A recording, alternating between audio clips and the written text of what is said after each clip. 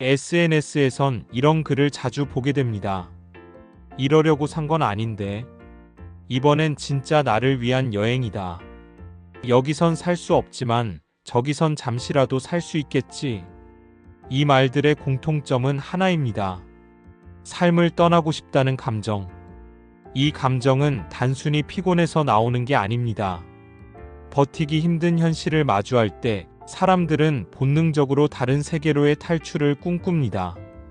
그리고 그 탈출구로 가장 쉽게 떠올리는 게 여행, 그 중에서도 해외여행입니다. 왜일까요?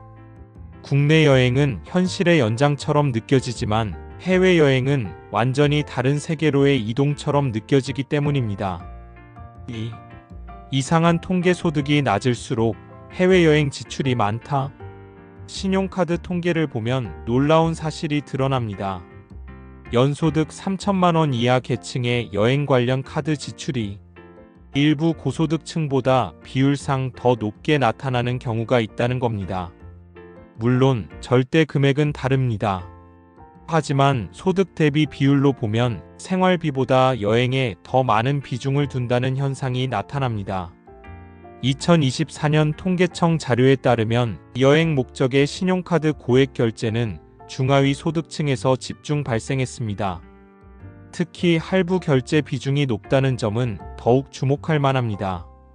즉, 현실 여건이 안 되는데도 해외로 나가는 사람들이 많다는 것. 그리고 그 이유는 단순히 여행이 좋으니까가 아닙니다. 그건 바로 현실이 힘드니까 도망가고 싶은 심리, 그리고 잠시라도 다른 사람이 되고 싶은 욕망이 작동하기 때문입니다. 3. 해외여행은 소비가 아니라 정체성이 된다. 이쯤 되면 질문이 생깁니다. 왜 그들은 그렇게까지 무리하면서 해외로 떠날까? 그 답은 단순합니다.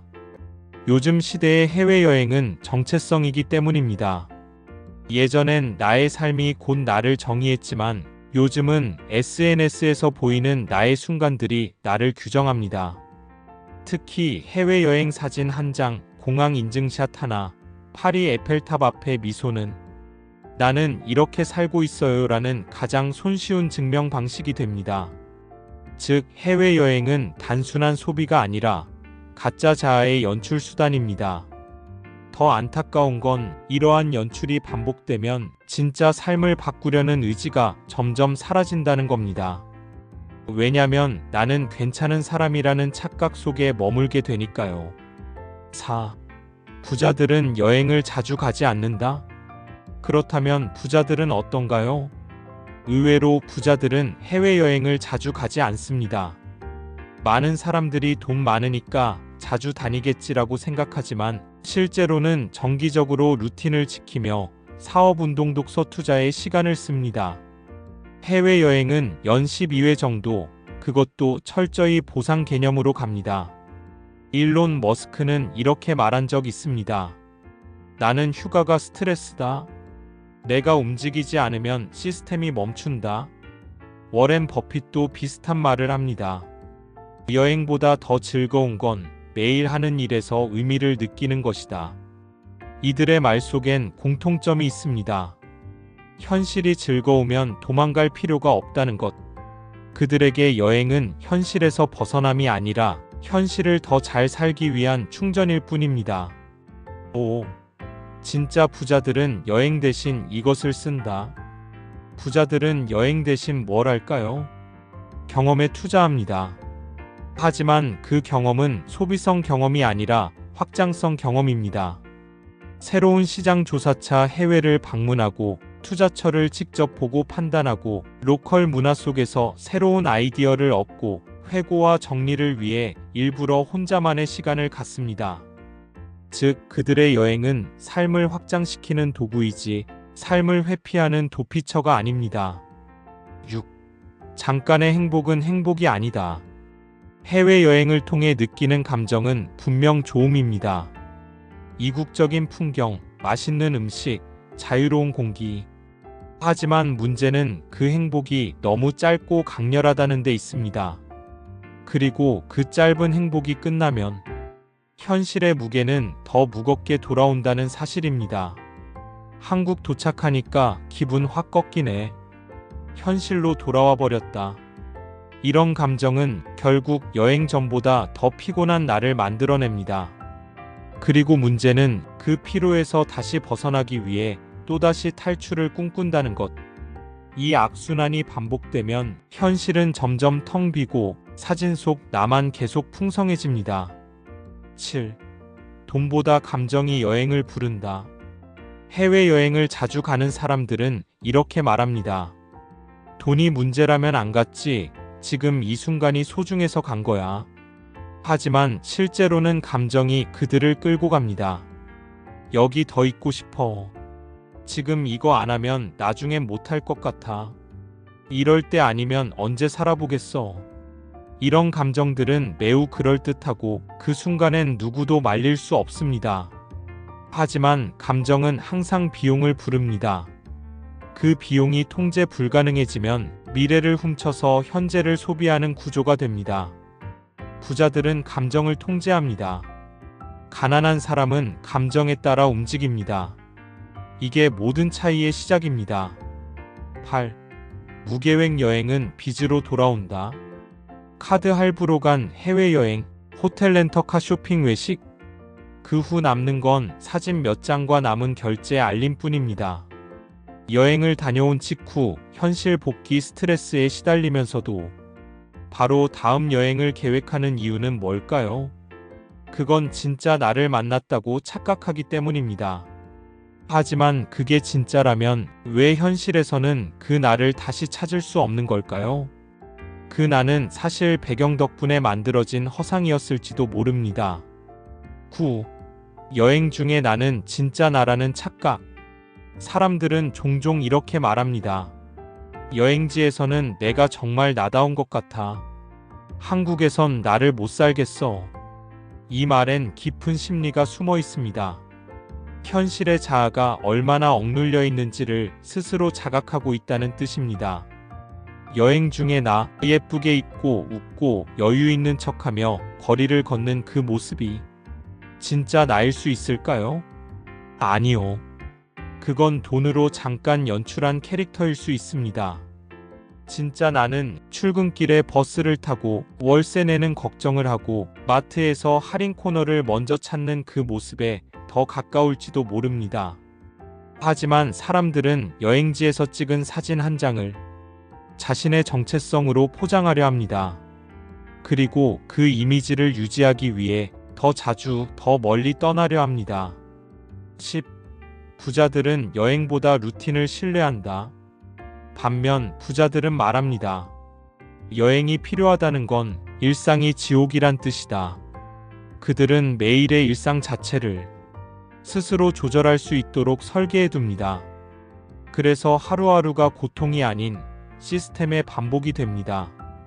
워렌 버핏은 평생 같은 음식, 같은 책, 같은 일상을 반복합니다. 일론 머스크는 일주일 내내 똑같은 시간에 회의를 엽니다. 마크 저커버그는 옷조차 같은 회색 티셔츠로 통일합니다. 그들에게 여행은 현실에서 도망치기 위한 수단이 아니라 더 깊은 성찰이나 가치 있는 경험을 위한 도구입니다. 이틀이면 리프레시가 끝나야 한다. 이건 머스크의 말입니다. 11. 해외여행 중독은 소비의 심리 구조. 해외여행 중독이라는 말, 요즘은 과장이 아닙니다. SNS에서 1년에 6번 해외여행이 목표예요. 라고 당당하게 말하는 사람들. 문제는 그들이 그렇게 자주 떠나도 현실은 전혀 나아지지 않는다는 겁니다. 왜냐면 그건 자기 삶의 회피 패턴이기 때문입니다. 소비 심리학에서는 이를 도피형 소비 성향이라고 부릅니다. 현실 스트레스 소비 잠깐의 해소 더 큰 공허 다시 소비. 이 순환은 자존감을 외부 자극에 의존하는 사람들에게서 많이 나타납니다. 특히 가난한 상태에서의 해외여행은 자신의 부족함을 잠깐 잊으려는 행위가 되기 쉽습니다. 12. 남들처럼 살아야 한다는 강박. 또 하나의 이유는 바로 비교와 강박입니다. 다들 유럽 갔다 오던데 나만 안 가면 이상한가? 얘는 20살에 혼자 도쿄 갔다 왔다는데 난 뭐지? 애도 없고 돈도 벌었는데 왜 아직 해외 못 나가봤지? 이런 생각이 들면 당장 통장 잔고와 상관없이 티켓부터 결제하는 사람들이 많아집니다. 문제는 그 여행이 끝나면 비교의 수치는 더 높아지고 자신감은 더 떨어지며 현실은 더 피폐해진다는 겁니다. 부자들은 비교하지 않습니다. 그들은 자기 구조를 만들고 남이 뭘 하든 전혀 관심 없습니다. 이게 부자의 진짜 강함입니다. 13. 해외여행은 자아를 확장시킬 수 있을까? 물론 모든 해외여행이 나쁘다는 뜻은 아닙니다. 자신을 확장시키기 위해 떠나는 여행도 있습니다. 낯선 문화를 체험하고 다른 나라의 시각을 배우며 한국이라는 틀을 벗어나 더 큰 시야를 갖기 위한 노력. 이런 여행은 경험이 아니라 투자입니다. 그럼에도 불구하고 중요한 건 그 여행이 현실 위에 쌓이는가 아니면 현실을 잊기 위한 도피인가 하는 것입니다. 부자들은 여행 후에 삶이 더 나아지는 구조를 만듭니다. 가난한 사람들은 여행이 끝난 순간 다시 절망으로 떨어지는 구조를 반복합니다. 14. 현실을 고치는 게 먼저다. 정말로 좋은 여행을 하고 싶다면 여행을 목표로 삼는 것이 아니라 삶을 고치는 것이 먼저입니다. 매일 하는 일이 만족스럽고 인간관계에 갈등이 없고 경제적 자립이 가능하며 자기 일상에 자부심이 있다면 그 사람은 굳이 여행을 계획하지 않아도 됩니다. 왜냐하면 이미 도망가지 않아도 되는 삶이기 때문입니다. 해외여행은 그 삶 위에 얻는 옵션일 뿐입니다. 옵션을 위해 기반을 무너뜨려선 안 됩니다. 15. 진짜 부자처럼 사는 법. 진짜 부자처럼 살고 싶다면 그들의 여행 방식부터 따라야 합니다. 감정이 아니라 계획으로 떠나라. 인생의 보상이 아닌 구조의 일부로 여행하라. SNS를 위한 여행이 아니라 인생을 위한 여행을 하라. 부자는 항상 자기 삶의 주도권을 잡고 있습니다. 그들은 삶이 힘들어서 떠나는 여행이 아닌 삶이 탄탄해서 즐기는 여행을 합니다. 지금 당신이 떠나려는 이유가 지금 너무 힘들기 때문이라면 그건 여행이 아니라 현실로부터의 탈출일 수 있습니다. 16. 마무리. 당신은 지금 어디로 가고 있는가? 우리는 모두 어딘가로 떠나고 싶다는 충동을 느낍니다. 하지만 중요한 건 장소가 아니라 의도입니다. 당신은 지금 어디로 가고 있나요? 그리고 왜 떠나려 하나요? 그 질문에 명확하게 답할 수 없다면 그 여행은 또 하나의 현실 도피일 수 있습니다. 여행보다 먼저 바꿔야 할 건 삶의 구조일지도 모릅니다. 지금까지 부자들을 연구하는 더리치랩이었습니다. 이 영상이 당신의 삶에 작은 질문을 던졌다면 구독과 좋아요 꼭 부탁드립니다.